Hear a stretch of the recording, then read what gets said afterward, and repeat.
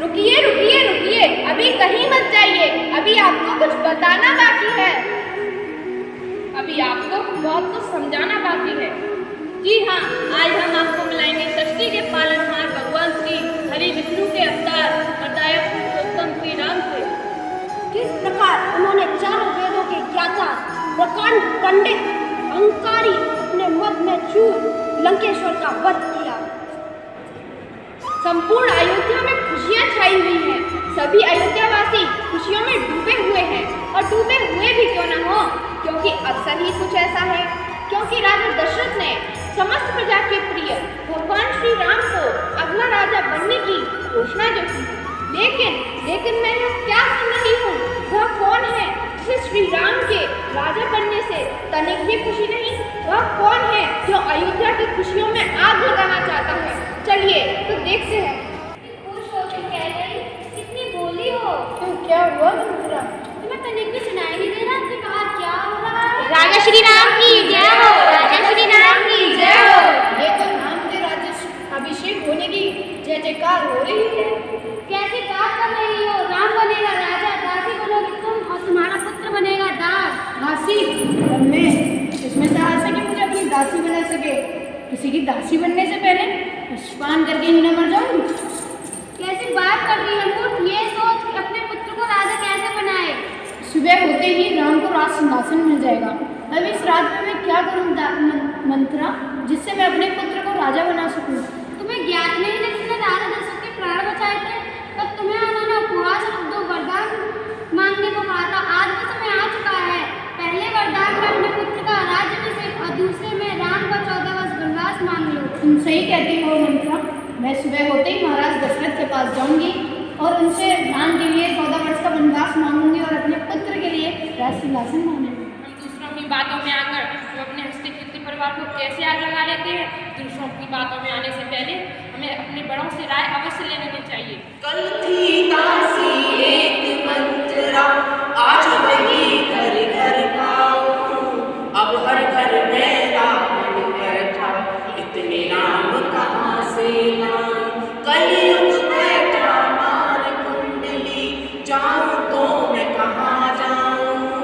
अब हर घर में रावण बैठा, इतने राम कहाँ से लाऊं। और इसी के साथ श्री राम और माता सीता के वन में जाने की खबर सुनकर लक्ष्मण जी व्याकुल हो उठते हैं। भैया, मैं ये क्या सुन रहा हूँ? आप कैकेयी की बातों में आकर ये क्या अनर्थ करने जा रहे हैं? लक्ष्मण, तुमने कब से माता कैकेयी को कैकेयी कहकर पुकारना सीख लिया? आप बुलाओ उसे माता। मैं उस स्त्री से माता नहीं कहूँगा और ये अन्याय भी नहीं होने दूंगा। यह धनुष मेरे हाथ में खेलने के लिए नहीं है। मैं इस धनुष से अकेला ही महाराज दशरथ की चतुरांगनी सेना का सामना कर सकता हूँ। लक्ष्मण, अपनी वाणी को विराम दो। तुम नहीं जानते तुम क्या कह रहे हो। राताश्री, मैं आपके बिना नहीं रह सकता। मैं भी आपके साथ चलूंगा। ठीक है लक्ष्मण। रीत सदा चली आई, प्राण जाए तो वचन न जाए। पिता की आज्ञा को सन्मान्य रखते हुए भगवान श्री राम पत्नी सीता और भाई लक्ष्मण के साथ वनवास के लिए चले जाते हैं। वन में निवास करती हुई सीता पर कुटिल दृष्टि पड़ी रावण की, और इस अहंकारी रावण ने सीता का हरण कर लिया। स्वामी, आप ये क्या अनर्थ करने जा रहे हैं? आपने माता सीता का हरण कर बहुत गलत किया, और जो स्वयं नारायण है आप उनसे युद्ध करने की बात कर रहे हैं। मान लिया हमने भ्रम से नारायण को नहीं पहचाना। मान लिया अपने चित्त के मोह में एक स्त्री का हरण कर लिया। मान लिया अपने गौरव और अहंकार में हमने किसी का परामर्श नहीं सुना। इन सब बातों की चर्चा करने से ये इतिहास पीछे नहीं मुड़ जाएगा। जो कुछ बीत गया बुद्धिमान उसका शोक नहीं करते, कर्मयोगी भविष्य की चिंता नहीं करता। इस समय इस क्षण क्या करना है इसका ही निश्चय करना आवश्यक हो जाता है, और इस समय युद्ध ही एकमात्र उपाय है। आपने अपने अहंकार में आकर कुंभकर्ण, विभीषण, मेघनाथ सबको खो दिया। मुझे डर है कहीं मैं आपको भी न खो दूं। स्वामी, अभी भी समय है।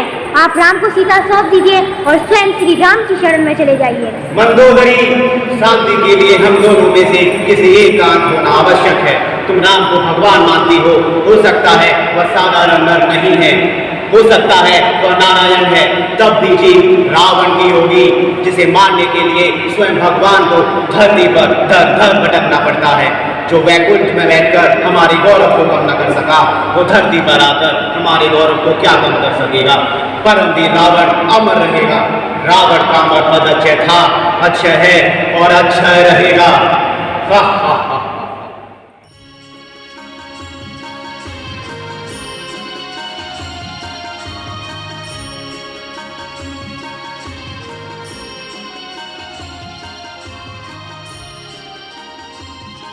देखा आपने किस प्रकार अहंकारी रावण अपने मद में छू स्वयं भगवान को चुनौती दे बैठा है। वह नादान नहीं जानता कि भगवान से कौन जीत सकता है, और अपने सभी भाइयों और पुत्रों को खोने के बाद भी रावण अभी श्री राम के दिव्य स्वरूप को पहचान न सका। इसीलिए समय आ गया है कि बुराई का अंत हो।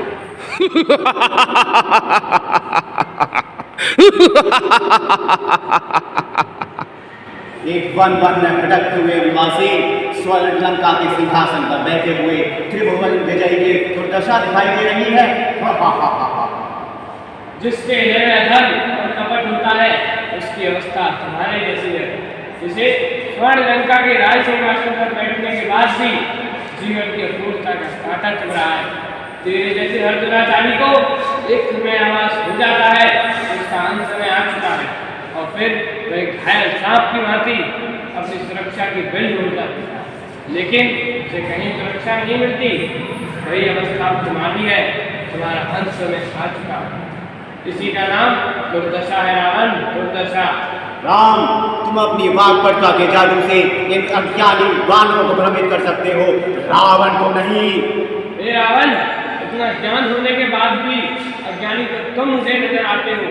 तुम अभी तक मेरे बाणों से बचे हुए हो, अब भी समय है, हट त्याग दो और सीता मुझे लौटा दो। कायरों की भांति बातें मत करो राम।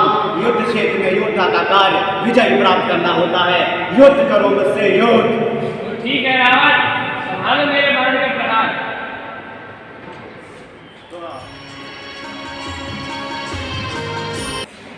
तो देखा आपने कैसे मर्यादा पुरुषोत्तम श्री राम ने अहंकारी रावण का वध किया और बुराइयों पर सच्चाई की जीत की। इसी के पश्चात भगवान श्री राम सीता माता के साथ अयोध्या वापस लौट आए और संपूर्ण अयोध्या में घी के दिए जले और जबी से हम दिवाली मनाते आ रहे हैं।